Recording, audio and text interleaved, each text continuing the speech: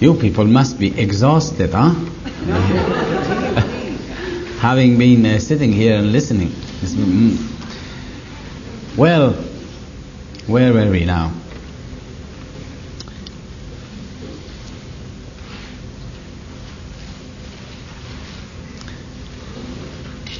We were trying to understand something. Very little we can understand, remember, of the revelation of God. It's beyond us. We can get impressions of it, but not really to understand it fully. We were trying to understand something of the greatness of this revelation, and therefore appreciate the power of the words which are revealed to us in this day by Baha'u'llah. And we were talking about the revelation, how it came to him, how with such forcefulness, with such rapidity, the words were revealed in this age, that the world has been filled with the great ocean. It's like an ocean, really, of revelation. You know, Baha'u'llah has revealed, as I said, the words with such rapidity that within 1 hour 1,000 verses would have been revealed. To describe this for you and to show you the relationship of this revelation with the revelations of the past, we can look back and see the revelation of Islam, the revelation of the Quran. The Quran, which is the book of Islam, took 23 years to be revealed, and that is over 6,000 verses. Well, mankind needed only that.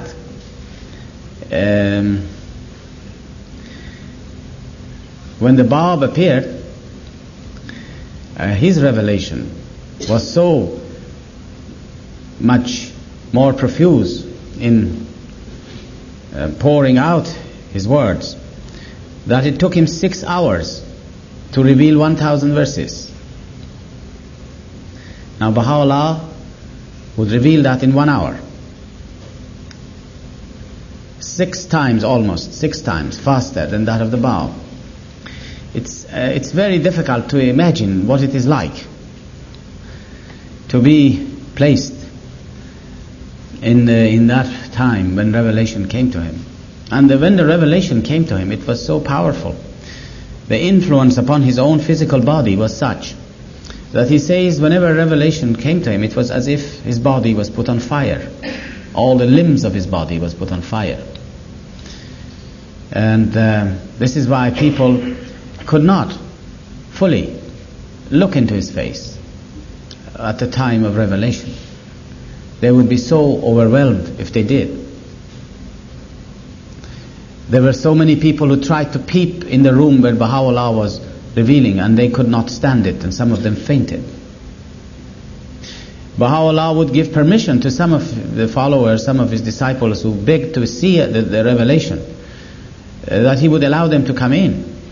And they would come in and they would stand there for 1 or 2 minutes only, and then Baha'u'llah with a movement of his hand would dismiss them, which knew that they could not take it.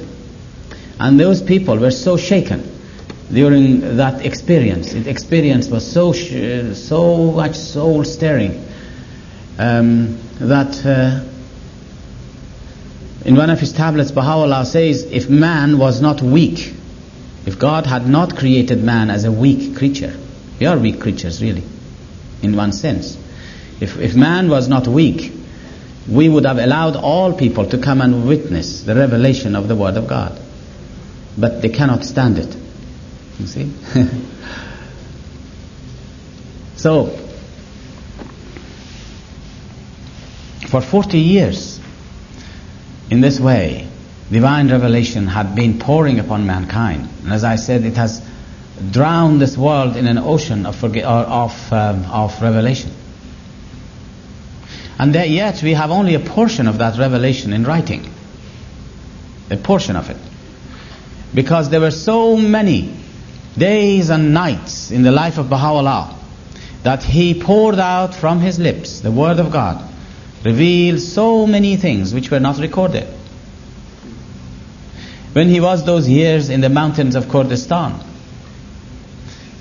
all that was revealed was released into the air, into the open air. And that was all. For 2 years. And when Baha'u'llah came to Baghdad, Nabil mentions that for some years, every day and night, the equivalent of the Quran would have been revealed by Baha'u'llah within every 24 hours and not recorded.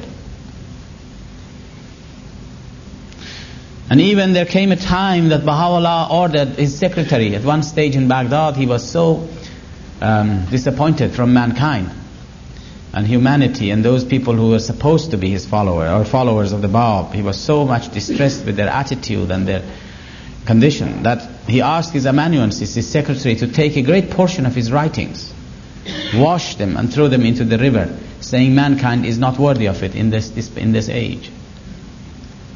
So you see, it's a great, great ocean. And Abdul Baha has added to this yet further of his explanations and elucidations, and he has enriched the Baha'i, the writings of Baha'u'llah. Baha'u'llah has left behind about 15,000 tablets. And some of these tablets may be 1 page, some of them may be 100 pages, 50 pages. Abdul Baha has left behind something in the order of 26 or 27,000 tablets during the 29 years of his ministry. Again, the size of these tablets vary very much indeed. Shoghi Effendi, the guardian of the faith, has left behind also something in the order of 26 or 27,000 letters, some of which were so lengthy that they merited to be published in the form of books. Such things as the advent of divine justice, the promised days come. These were letters of Shoghi Effendi. They were not books. The National Assembly of the United States decided to publish them and to give it a name and to put subtitles for it, as you've noticed. All these letters of the world order of Baha'u'llah which are included in that, each one of them is a letter. The only book that Shoghi Effendi wrote was God Passes By, which is a history of the 100 years of the faith. So you see how much information we have, how much guidance we have. You see, the world is full of it, and how all these writings have to be compiled and edited and indexed so that we can have access to it. Those of you who were there last night, I was mentioning how when I was a child I used to hear from the Baha'is in Persia that how can we go and teach the faith all over the world with donkeys, because they had never seen any other form of transportation. They could not visualize anything else. And the answer was that God will create the means for it. God will create the means. And now we can see the means here. I mean, you travel with the speed of sound now, or double the speed of sound. So you see, when the faith needs it, it will be created for it. This communication which has come into being is in order that the message of Baha'u'llah may reach to all mankind. Without it, the faith of Baha'u'llah would have been really meaningless. To have a religion which is for the whole world and yet not being able to communicate. And as days goes on, and as the needs of the faith are more and more apparent, then God will create the means for it. I have mentioned this maybe to some of you. You may have heard me saying this. I believe firmly that every time that the faith goes through different stages of growth, and it's growing constantly. And as you need the means, it will be given to us. Some 30 years ago, when I was in Dublin, I wanted to make a telephone call to Tehran. And it took me 2 days to arrange it. Because you have to find out, you have to see who you're going to speak in Tehran with. You couldn't have a direct communication, a telephone. And that they would send a telegram to him, and he would come to the post office at a certain time, a certain hour, and we would go to the post office in our end at a certain time and a certain hour. And then by radio telephone, after 3 days of arrangement, we could speak together. Well, that was good enough. But today, the faith is moving with such force The Baha'i world is becoming so active internationally. We have to be able to crisscross each other around the world. That you want to lift up your telephone at home and say to your friend, I'm coming, instead of today, I'm coming tomorrow. You have to be able to do it. And you see, the means are created for it. Always the means, as the faith grows, the means for its communications will grow with it. Otherwise we couldn't work. We could not have an international community if we did not have these simple facilities which we take it for granted. We couldn't. 30 years ago you could not have traveled from London to here. You may have traveled with great difficulties, probably. So many places and difficulties. 40 years ago certainly you couldn't. And there was no need for a person like me or somebody to come from England to here. There was no need for it. We did not have this universal relationship. There was a time that the faith was local in its functioning. When I was a young person, the faith has a local characteristic. Although we knew it was for the whole of mankind and the world, but our vision would not go beyond our local communities, because we were cut off from the rest of the world, from the rest of the country even. In our little village, for instance,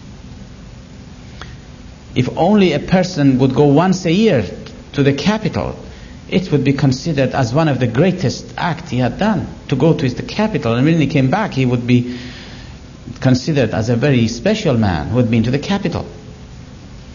We did not have newsletters coming in every month like this.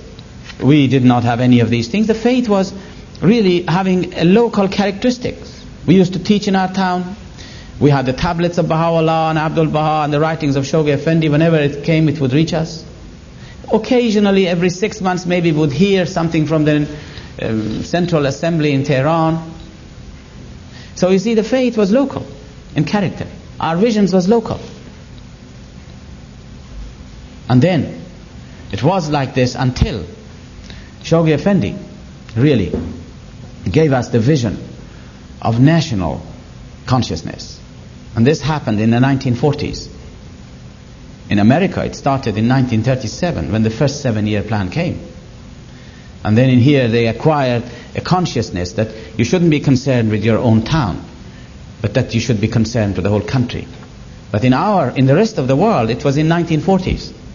The Shoghi Effendi gave plans to various countries. And in those days there were 7 or 8 national assemblies only.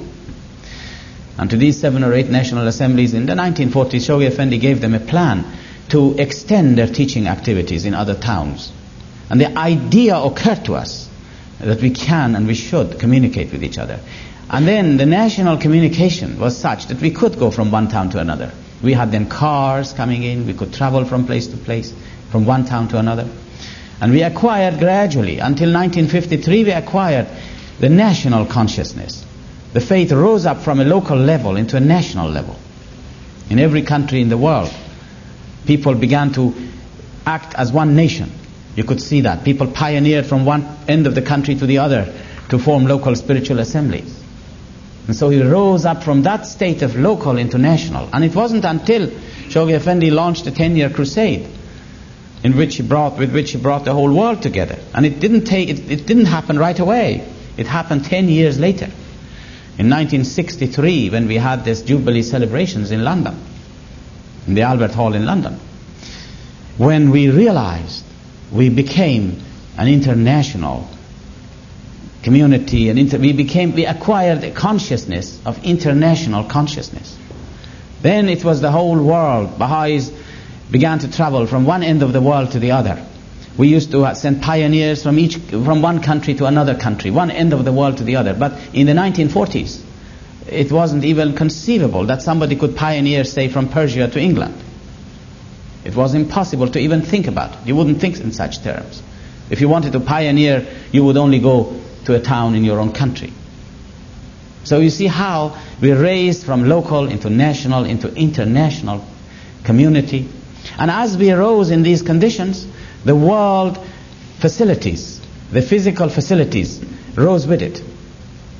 When we became an international community, we needed to communicate with each other on an international level. And gradually, these facilities were created for us. You know, I was talking about the writings of Baha'u'llah. I was saying how vast it is. I was talking about the writings of Abdul Baha. I was saying how vast they are. And the same thing with Shoghi Effendi's. But do you realize that during the lifetime of Shoghi Effendi, who was the guardian of the faith, none of these writings were indexed. None of them. None of them was in a form that you could try and say, I want on such and such a subject, what Baha'u'llah has said about this, that you could find it. All this great many writings, it was not indexed. And Shoghi Effendi did not need it to be indexed. He was divinely guided. You asked him a question and he would reply to you. He would say this means this and that means this and you should do this, you should do that. But when the House of Justice came into being, in 1963, it was a different story. The House of Justice realized that they could not work, they could not give guidance unless they knew what Baha'u'llah had said on that subject, what Abdul Baha had said about that subject, what Shoghi Effendi had said about that subject. But how were they going to find it? With all these writings of Baha'u'llah, which is an ocean, I described to you the immensity of the writings. How can they pass a resolution without looking at the writings? They couldn't. And so, the first thing they did was to have this research department established. And in this research department, the first thing they did, they began to index the writings of Shoghi Effendi. Or how they did it. I remember looking at the way they were working in those days, 1963. They would read a letter of Shoghi Effendi and they would see in one page there are 5 questions, 5 different subjects. Well, the ideal thing was to take 5 copies and put each one in a file. That's what you would do. Each one a different subject. Now, do you realize that perhaps you may be surprised to hear this, but something very simple nowadays we have, and it's called a photocopier. Well, that machine became available commercially just at the time that the House of Justice came into being. Before that, it didn't exist. And if we didn't have that simple, straightforward machine, how would you be able to copy 26,000 letters, each page 5 times? You know, put it in their files. Impossible. It came just in time. It didn't come at the time of Shoghi Effendi. We didn't need it. But as we needed it, it came into being. And I remember when they were making these indexes, someone told me this. He said, we have got now 500 subjects on a master index. They're card indexes. 500 subjects. How can you remember them? How can you know which is which? You will forget it tomorrow, what you have written on the first page. The mind could not conceive it, could not take it. And then came the computer. It took over. And now you go and ask them, you go and ask a question. I want to know what Shoghi Effendi has said about that subject, what Baha'u'llah has said about that subject. You just ask them, and this is what the House of Justice does. As soon as you ask a question from the House of Justice, they will ask their research department to see what Shoghi Effendi has said about it, if any. What Abdul Baha has said about it, if any. And with the press of a button, you get the answers where to look for them. And it is copied, put in front of the members of the House of Justice. They know now what is involved. Do you see how, as the faith needs it, things will come for us? Now, how can you imagine the House of Justice could have worked in any other way? How could they give guidance in an ocean of writings without these facilities? But these facilities were not here at the time of Abdul Baha. These facilities were not here at the time of Shoghi Effendi. They came into being just in time.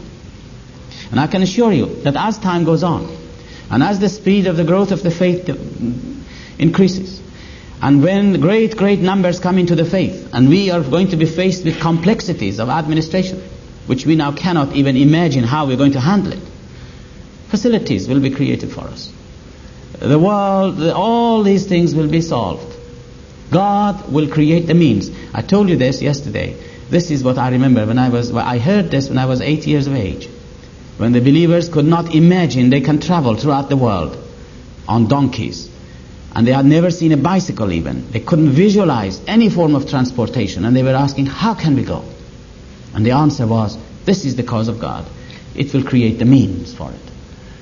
And now, it will create. We've gone away from our subject quite a long way back. We have to bring you back again. We were talking about reading the words of God in the morning and in the evening. Do you remember that? Or have you forgotten it? Yes. Well, if we read the words in that spirit that I mentioned, and knowing that the power is latent within these words, then it will influence our hearts. We must also know, going back to the Word of God again, that the Word of God is creative. Everything which is uttered by the manifestation of God, it operates, it becomes effective. Even whatever that word may be, I will give you an example of this. Over 100 years ago, when Baha'u'llah was living in a tiny little room in a house in Akka. Some of you have already been on pilgrimage. You have seen the little house of Udi Khammar, which is part of the house of Abud. Now, there is a little room in which they tell you that he revealed here the Kitab-i-Aqdas, the most holy book. There is nothing in this revelation greater than the revelation of the Kitab-i-Aqdas. This is one thing you can be sure of. There is nothing greater than this revelation of the Kitab-i-Aqdas. Of all the writings of Baha'u'llah, this one stands out. And in this book, Baha'u'llah wrote 4 or 5 lines. Can you imagine writing 4 or 5 downs in that small, depressing little room? And in that 4 or 5 lines, this is what he said. He said, in every locality, in every town, establish a house of justice in my name. And 9 people should become members of this, or something to this effect. I'm paraphrasing his words. And he did not write any more about it, or press us, or push us, or keep on reminding us about it. He just wrote those few lines, and he went. Now, look at what those few lines have done to the world, in our communities. Look at what it has done. Tens of thousands of families have left their homes, have given up their jobs, have sacrificed everything they had, have gone to the most inhospitable parts of the world. Why did they do that? They went there in order to fulfill these words of Baha'u'llah, as pioneers to form local spiritual assemblies, which are the nucleus of those houses of justice which Baha'u'llah has ordered. You see the creativity of the word? And now we have about 30,000 of these institutions. 30,000 of them. And we are not going to stop here and say, well, this is a difficult job. And really it is. It's the most difficult job to form assemblies. You realize this. We are not going to say, well, look, this is too much. Let us drop it. We have enough. Let us do all the other teachings of Baha'u'llah, but not this one. We are not going to say that. On the contrary. We're going to continue and continue and continue until such time that every locality on the surface of this earth will have its house of justice. You see the creativity of the word now? Without forcing anybody. People give their lives for establishing local spiritual assemblies today. These are not words, this is the truth. People have given their lives for the establishment of these institutions. So much sacrifice have gone into it that if you study the history of the building up of these institutions, which have been brought about by pioneering movements all over the world, people of all colors and classes and races, not that they're all Europeans or Americans or Persians who do this, peoples of all colors and classes and backgrounds, speaking all kinds of languages, they have arisen with the same spirit to promote this principle. This very 4 lines in the Kitab-i-Aqdas, that's all they're doing. You see now the creativity of the word, how the word of God is created, penetrates into the hearts. Now so when we recite the words in the morning and in the evening, we must remember these things. We must remember it's the word of our Creator. We must remember the way it was revealed. We must remember that these words are creative. We must remember that these words penetrate into the hearts. It has infinite significances and meanings and powers within it. And then, of course, it will affect us. And also, above all, we must look at that great ocean. Never leave it out of our sight. You remember the story of the drop on the ocean? We must always look at the greatness of that ocean of revelation, and then we become humble, and then these words will penetrate into our hearts. And so when we read the words, when I read the words, when you read the words in the morning, recite them, and then you go to your work, we will remember it. We must remember it. And when you are dealing with business, in your business, whatever it is, from time to time, let the thought of Baha'u'llah come to your mind.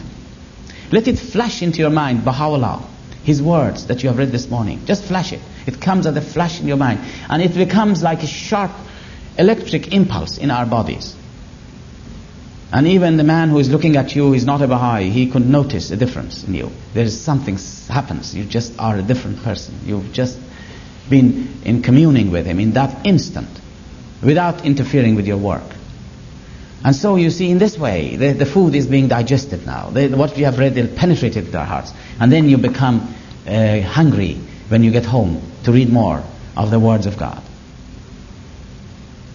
When we started this sort of discussions and talks in some European countries, especially in Ireland, that I live there, and the Irish people are very, very spiritual people. Very spiritual people. They took it to heart. And one of them asked a question, a very genuine question. He said, look, in the mornings I have in such a rush to go to my work. I can't read the writings. And of course you realize this. The Baha'u'llah says you must read it in the morning and in the evening. If I don't read it in the morning, and then the evening comes, I have, as if I've gone out without my breakfast, spiritual breakfast. And I'm afraid Baha'u'llah had not said that it doesn't matter if you didn't read it in the morning, it doesn't matter, lump them together and read it one go. It says in the morning and in the evening. I'm sorry. And there is a reason for it, is, as I mentioned today, it's that these words may penetrate into our hearts. Just like food that you eat, you have the food in the morning, you have to take the food in the evening. So, it's very important. When I go to my office and I'm very busy and I have not read the words in the morning, and then the morning comes and goes, and then when I go home, I've missed reading the writings. And they said, what are we going to do? Because some people said, we can't do it in the mornings. We can't get up earlier. There we are. And we are tired in the mornings. You know, some people stay very late nights for some reason. And then in the mornings they can't get up. I've seen many of them like that. Especially in summer schools it's like this. Always the classes in the morning is absolutely empty. And people, to such an extent that I know in some countries they have come to the conclusion that classes in the morning shouldn't start until 11:30. They just can't help it. No matter what they do, people are staying till 3 in the morning, 4 in the mornings, having all kinds of fun and talks and late night sessions. And somehow people like late night sessions, as we call them, you know, which is informal, sitting together and talking, than the official lectures. So, now, what are we going to do, he said. He said, I'm tired in the mornings. No time. Well, the idea came, why not take a book with you to your office?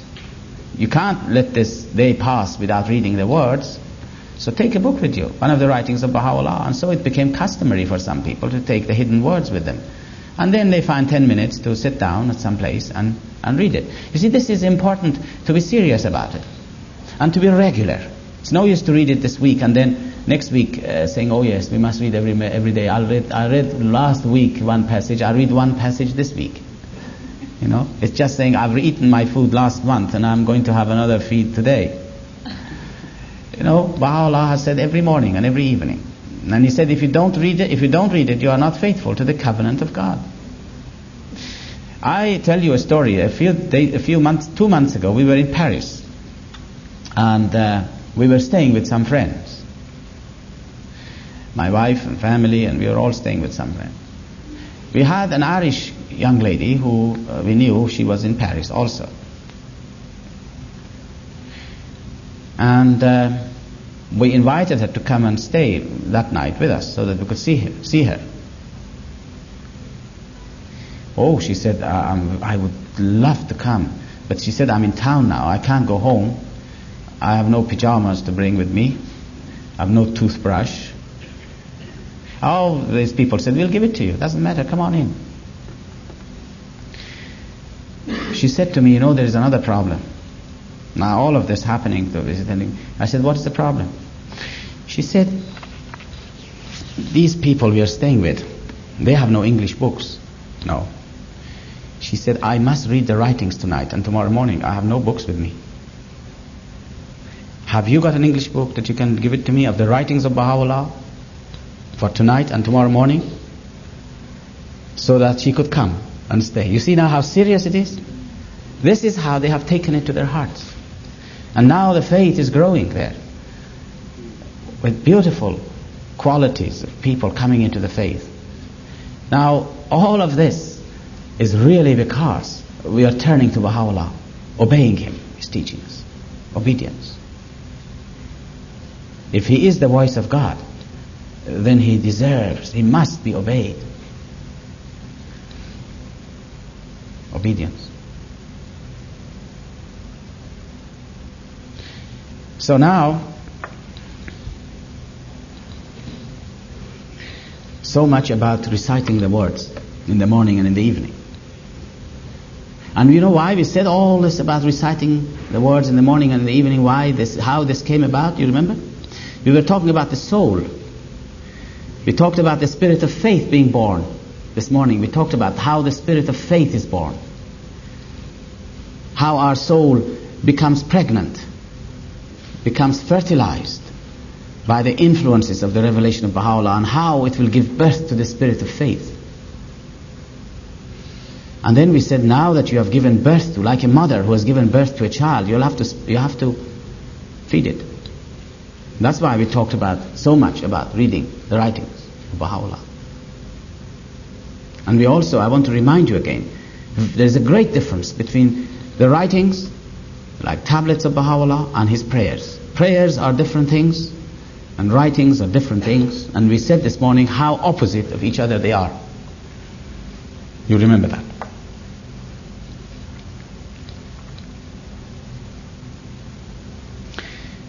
Now I want to go a little further. It's not only that we should read the writings and then everything will be fine. You have to do other things.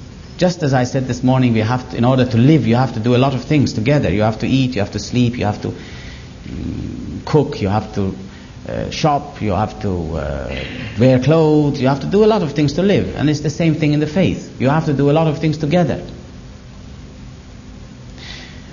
The other subject that I want to bring up now, that is a subject which may be foreign to many of us. And I'll mention it frankly, it may be foreign to so many of us who come from the Christian background. Reading the writings is not foreign. Saying prayers is not foreign. But one of the laws of Baha'u'llah is the saying of obligatory prayers. Now, I want to tell you a little bit about this obligatory prayer so that you can see what it is. It is not just a prayer. This is something you must remember. It's not just a prayer. You cannot put it on the same level as ordinary prayers that we have. In the original language, there is a special word for it, which is different from prayer. But because there is no word in English to translate it into, it has been translated in this form of calling it obligatory prayer, to indicate it's an obligation to perform that rite. It's a Baha'i rite. It's the ritual. You see, the faith is not without rituals. We have some rituals. But the only thing is this: these rituals are not man-made. These rites are given to us by Baha'u'llah. The saying of obligatory prayers is a religious rite. And it is a law of Baha'u'llah. And if there is a choice of saying the obligatory prayers, if you have a choice to say the obligatory prayer today or read the writings, the obligatory prayers have precedence.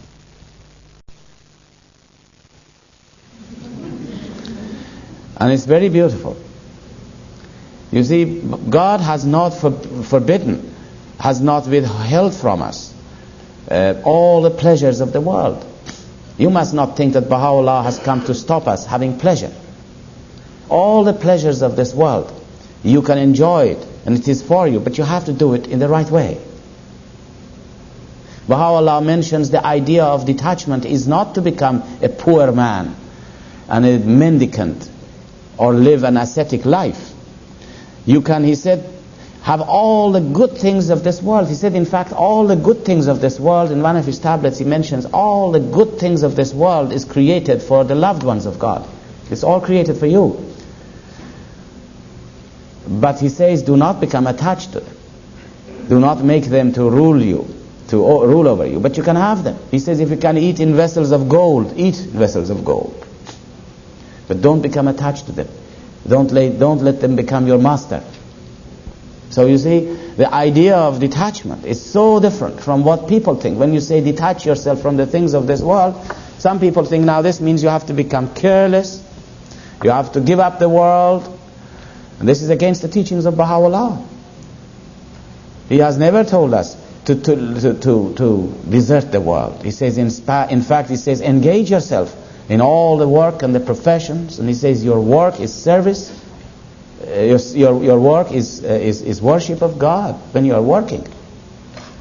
So you see that how much the view of detachment is different from what we understand it. Now that I'm talking about detachment, let me go a little bit further about this, because this is a subject which we often talk about. We often talk about this. In the writings you hear more and all the time telling us that you have to be detached from the things of this world. To be detached does not mean, as I said, to become careless, to give up the world and become poor. In fact, sometimes poor people are much more attached to the world than rich people. You know, sometimes poor people are much more attached to the rich than the rich people. There is a story in Persian of a king and a dervish. Maybe you have heard that story. It's a Persian story. And the king and the dervish. The dervishes are supposed to be, now they're supposed to be renounced. They have renounced the world and they are detached, and in fact they have nothing.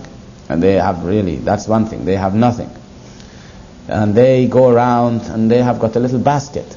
And they carry this basket around with them, so that as they go around, people would just put a little bit of food in these baskets for them. And they sleep anywhere that they come across. You see how much this is against the teachings of the faith? Although they think this is detachment. This is very much against the teachings of the faith to do this. Anyhow, it was supposed to be, this man was supposed to be so detached from the things of this world that the king became very fond of this idea. And he invited this dervish to his palace. And then they stayed together for some time there, and he taught them a lot of lessons about detachment. And the king became very, very much of a convert to this idea. And he said, well, I'll become like you. And so the king disguised himself in the garb of a dervish, left the palace, and they both of them left the palace and went on wandering. You know, just this is what they do. They wander around. And after a mile that they gone, suddenly the dervish, in horror, he found out that he has left behind his basket in the palace of the king. And he said, oh, this is terrible. We have to go back and get our basket. I can't go without it. The king said to him, look, I have left behind my palaces, and you were attached to your little miserable basket, you see. Which is true. Now you see, really, detachment has nothing to do with riches or with poverty. Although Baha'u'llah says, and so in other religions, that if you are a very rich man, it's difficult to be detached. But if you become detached when you are in a possession of wealth and other things, then your station is very high. And I think I was mentioning it some time ago to the friends here. One evening we were together, and I mentioned the meaning of detachment as far as I understand it.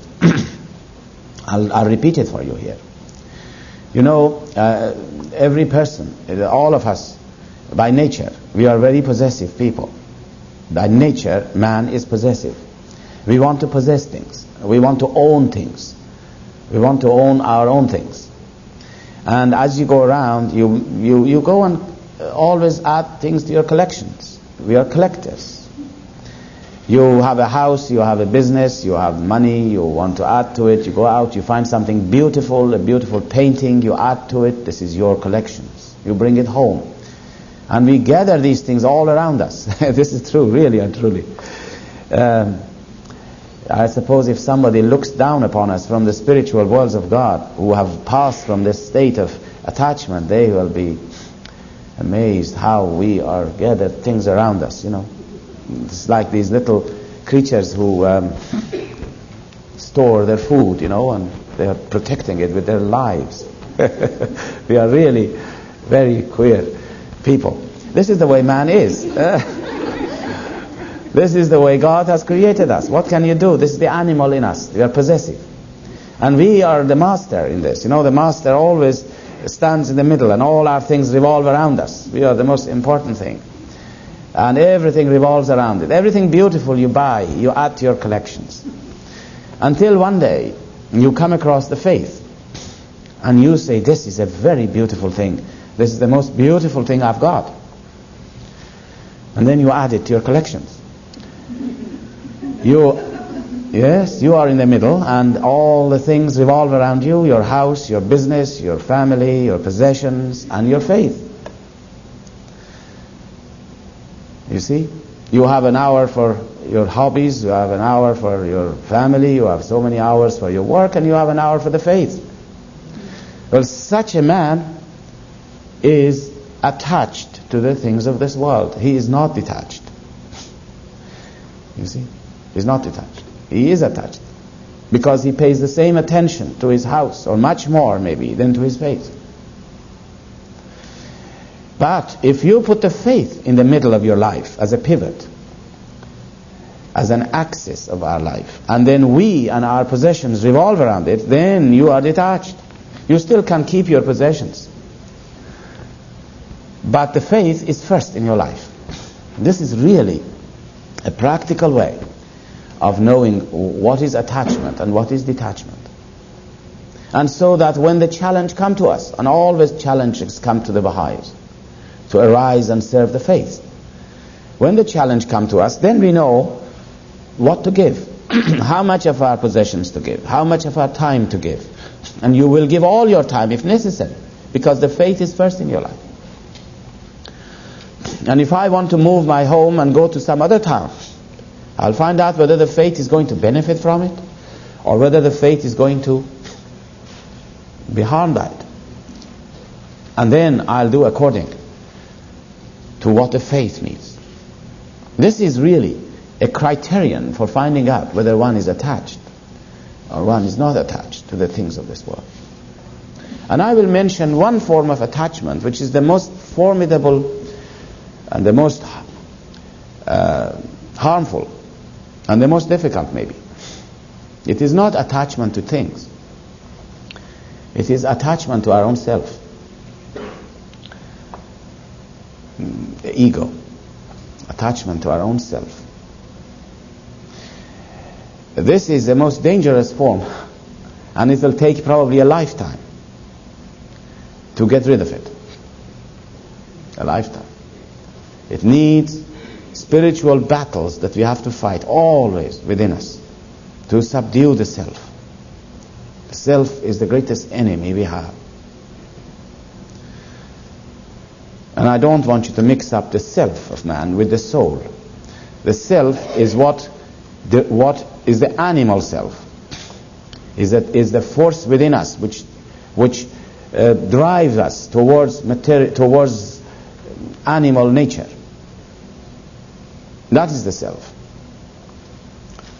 And we have to always be in a position to have a rein on that dangerous animal. And whenever it raises its head, just put it back in its place. This is where we have to be always in control. I will give you an example of what I mean by this, our own self. I'll give you an example of this. And I will give you an example of one of those, the local spiritual assemblies are places where we are all tested when we go into it. And when we sit there, we will be tested. That's a marvelous testing arena for Baha'is. We are tested all the time, perhaps, and we are not aware of it. Now I'll give you an example of what self means.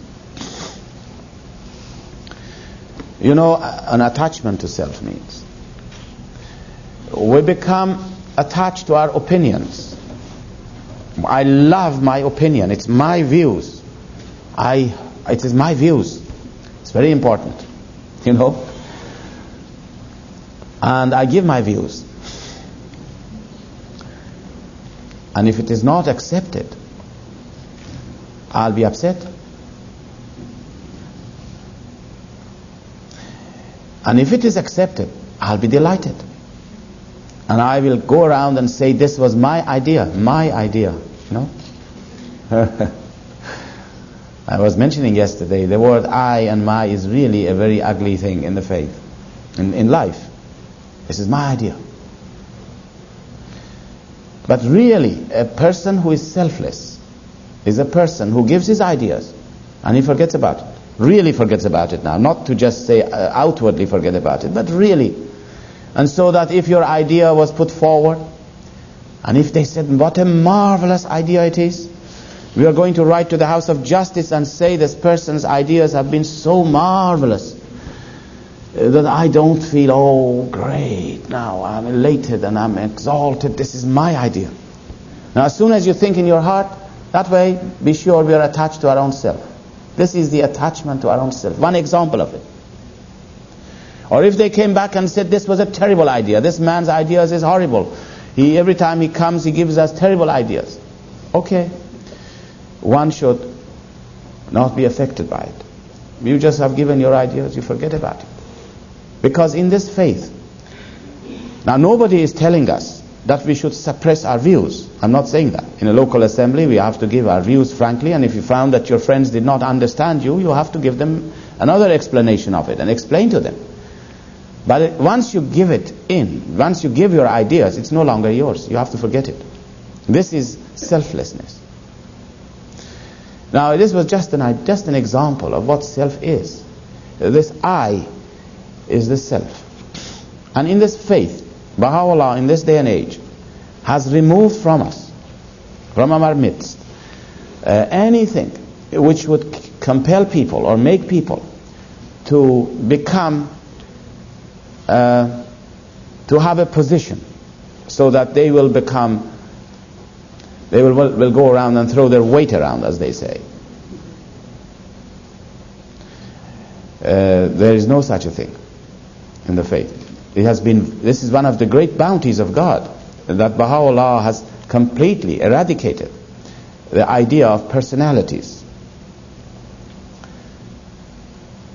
The great station that we have, as I said yesterday, really is that of servitude. A real servant is very great and beautiful. A real servant is the most beautiful thing, the most exalted thing we can do. And a real servant will never want him to be exalted. As soon as you get him exalted, it's not nice. And I think that we have to learn these things as time goes on from the writings. I mentioned that yesterday. I'm not going to repeat it. And here we come to another one of those teachings of Baha'u'llah, which not until we carry it out can we do anything proper, and that is to love one another.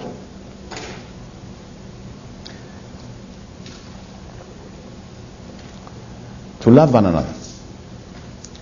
Now you see, you cannot force yourself to love somebody, can you?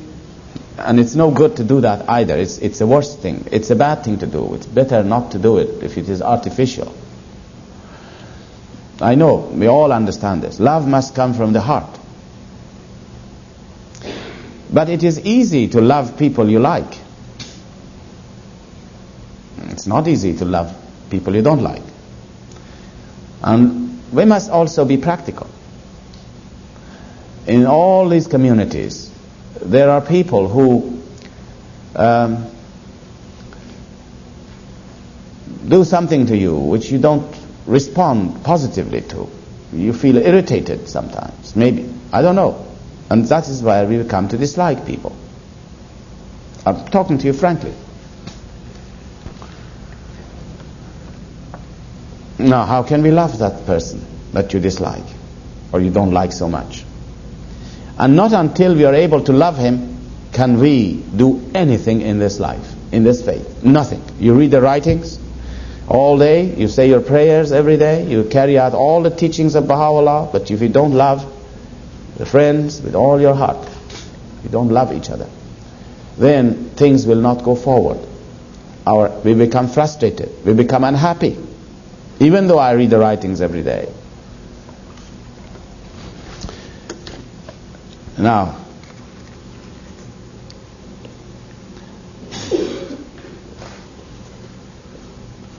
I must make a note of some of these things that comes to my mind. Now, I will tell you an incident which happened to me some years ago, and that might explain what I'm trying to say. Some years ago, I was walking in a very crowded street in London. Very crowded. Thousands of people pass you every minute. And these people don't mean much to you because you don't even take notice of them, as if they are not there. And then suddenly, I noticed across the road, on the other side of the street, there was a man who used to come to our firesides years before. He was not a Baha'i, but he used to come to our firesides. And as soon as I saw that man, my heart jumped for him. And I said to myself, look at this crowd. None of them probably know about Baha'u'llah, but that man has heard the name of Baha'u'llah, and this is marvelous. It's the distinction. I could see the distinction. He has heard the name of Baha'u'llah many a times. He is distinguished in my sight from the rest of them who haven't heard it. To hear the name of Baha'u'llah is a great privilege, a great distinction. You see now? Now how much more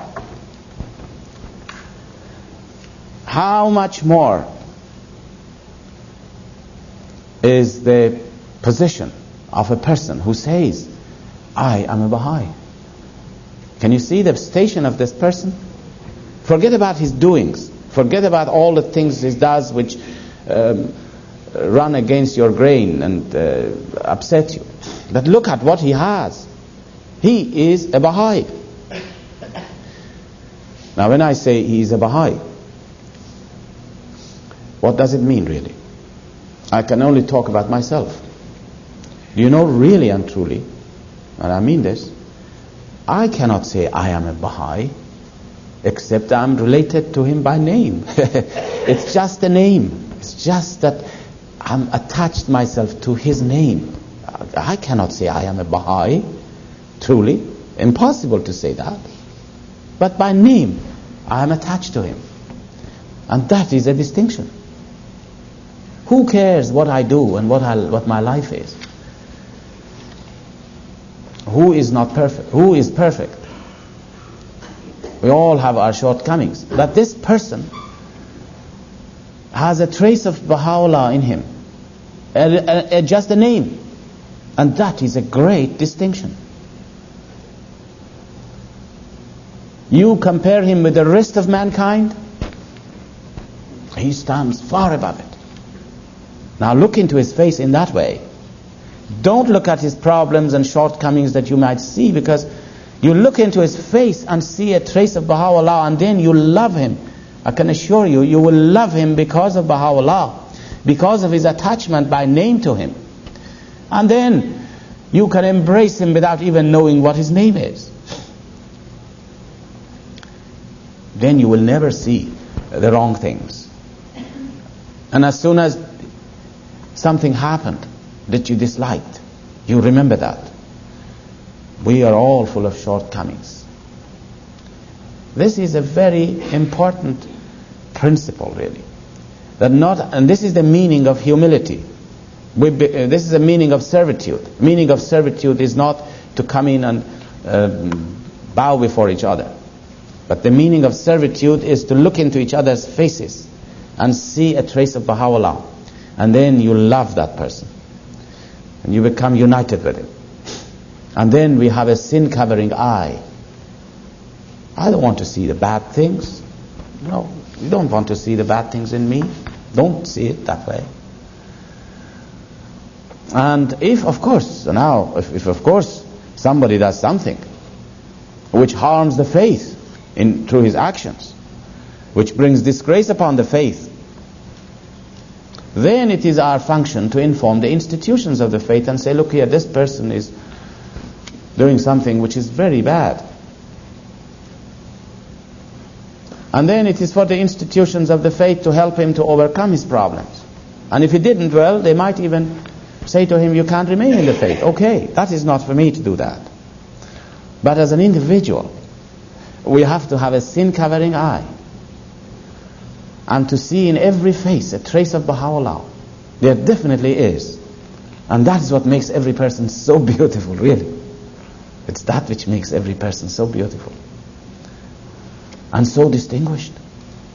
You read the writings and see what the station he has destined for a true believer. Someone who is attached by name in the sight of God. You remember what Christ said? He said, when the man came to him, his disciples, and said to him, my father is dead, can I go and bury him? He said, leave the dead to bury their dead. Means all the people in his sight who had not faith were dead. Now this is not in any way to indicate that we have to look down upon people, far from it. And go out and say, oh, you are dead, you are no good. No, far from it. When you become a Baha'i, you realize all your shortcomings. I will recognize my own shortcomings. As soon as you become a Baha'i, you can find out you're full of shortcomings. All the shortcomings come to light. Those of you who were here, I was talking about it yesterday, saying that when the lamp lights up, when the light is there, you see, when I look into this light, can I see anything bad in him? No. You can see all the light. But I'm sure if you go very close to it, if you switch it off, they're full of dust. But you won't see the dust. This is how we should look into the faces of the friends. See a little bit of Baha'u'llah, and that will overlook. You can then overlook. You won't see anything else. Really, you won't see anything else. Everybody has good qualities, marvelous qualities. And one of the things that we have to learn to do is to encourage each other. Is to encourage, the local assemblies should encourage the friends. The friends should encourage their friends.